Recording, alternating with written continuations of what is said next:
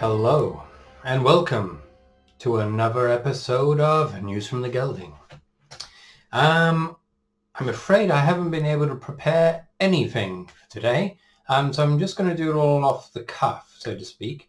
I know I said I was going to be showing a drawing that I'm going to be using for the cover of the second book, but due to this new job and that I've started with a driving job, it's been all over the place. So they've had lots of drivers go sick, so I've had to stand in and learn different routes. So I've hardly done any work other than some writing. I'm making sure I do writing now every day at least.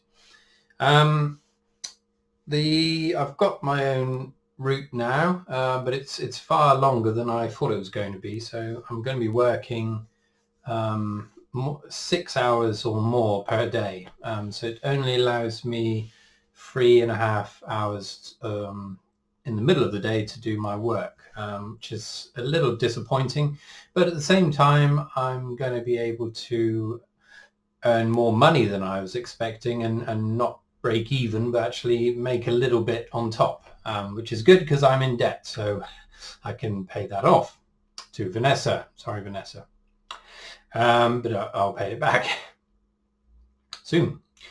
Okay, so I spoke a little bit last week about the cover that I'm going to be designing, and that I wanted it to look as though it had been woven. I think I said that. I want it to be as though it's been kind of almost stitched together, like straw, kind of woven straw.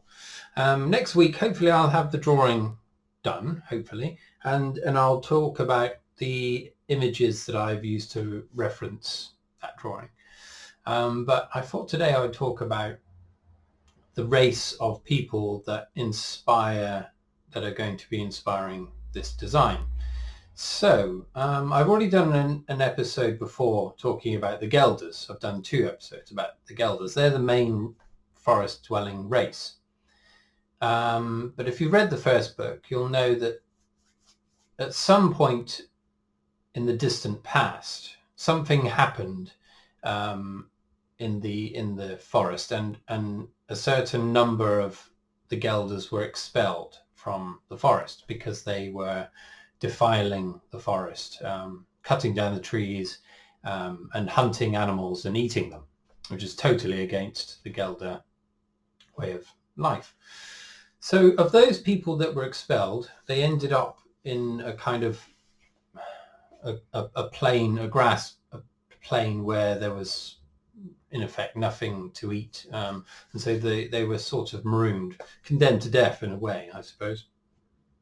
Now half of those went on to another place, and they found another forest and started chopping the trees down and hunting animals.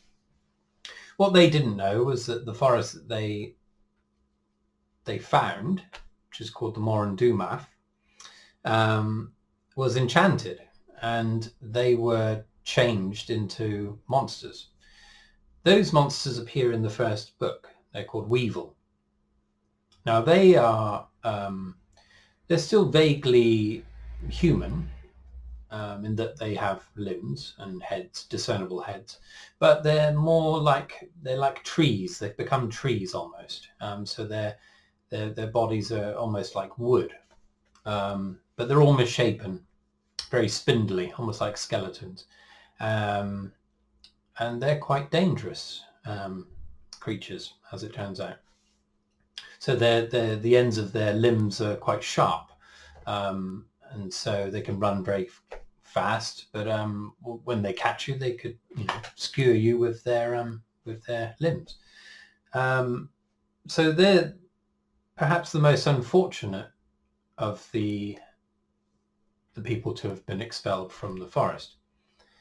The ones that were left on the plain, of just miles and hundreds of miles of just grassland, they somehow survived there, and they did that by hunting what little animal life might have been in the grasslands, and also by eating the grass, which it turns out you can eat. And over the hundreds of years, they then found ways of kind of thriving within that environment. And they did so by using the grass to its fullest extent. So not only eating it, but weaving the grass into objects similar to how the gelders use willowing. So they found, I may go into this in the second book. I'm actually writing about it right now. But there's a way they'll weave something, say a sword. They'll weave it and then cure it in a certain way using a resin of some kind, and it becomes very hard. So they're able to build various structures, temporary structures, and all manner of other things. So that's where this weave comes from. At the same time, the grasslands are a very odd kind of place. When they first encounter the weave, it appears almost like an ocean. And if you've ever seen a field of wheat or blowing in the wind, you'll see it resembles water in the way it waves around. And so it almost seems as though it has a life of its own. I won't say too much about that because it's going to be in the second book and it'll be quite interesting to explore that. I haven't fully fleshed out all of the aspects of this place, but so I don't know exactly how it's going to turn out, but it's a fairly odd place. Now, because of the gelders in the past expelling these people, they don't get on at all. And so they never meet one another. And so the forest of the gelding and the weave, where the weave folk live, are separated by a border that was put up by the gelders, which is a great long line of trees, very tall ones, called the Gilden Lode. Now this is the median line between the two races, and they never ever cross. And so part of the pact that was formed when they were expelled was that if either race intruded upon the other's territory, they would be killed. And so in the second book, they have to actually pass through this area to get to where they're going, which presents some problems because it's totally forbidden. Now, they find a way of getting across that kind of breaks the rules slightly, but they do fall foul and they have to pay a price. Both of these races now live by a code. So the gelders are vegan. They care for the forest and all the animals within the forest. But due to the way these weave folk were expelled from the forest, they've gone back to that ideology as a form of I suppose penance and a shame for what they did in the past. So they are kind of ultra orthodox vegans to a certain extent. They do still eat meat occasionally, and that becomes an issue in itself, which we'll find out. Quite sinister race, and they're very dangerous and quite odd looking because they've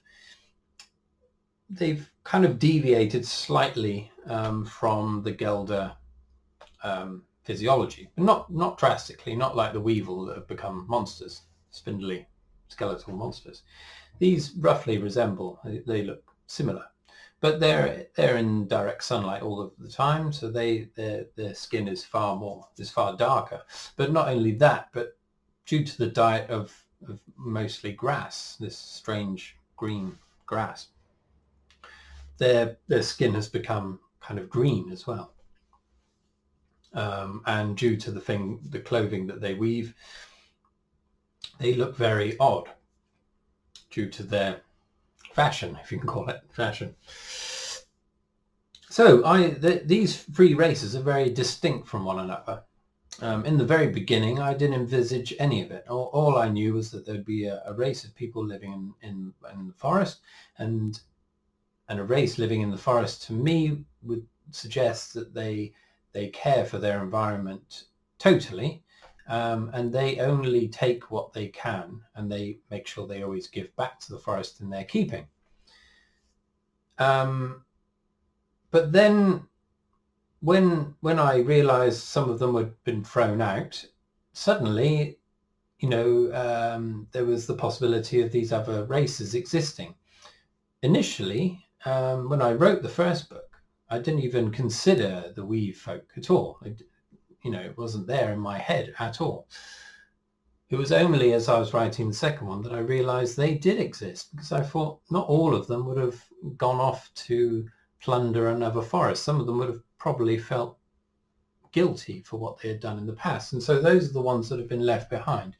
And so I found that quite an interesting way of coming up with other races, not sitting down and trying to work them out right from the beginning, but considering where they are and why they're there and how that might inform who they are.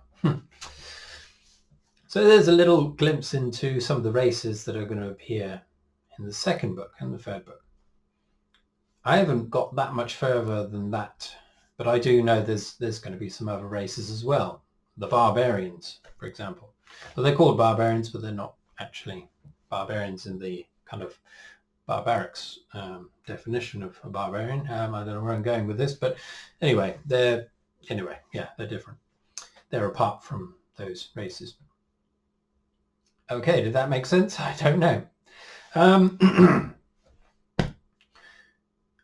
That's probably all I can do for now. I've got to leave soon again for the next trip. So I haven't planned this at all. Normally I've got some notes. I've just done it based on what's in my head at the moment. I may have missed some things, but I might elaborate a bit more in next week's episode if I have missed anything.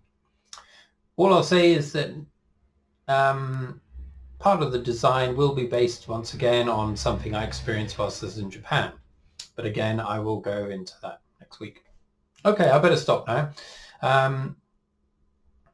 Yeah. Okay, have a nice week. Thanks for watching, if you have watched this far. And I'll see you next week. Cheerio.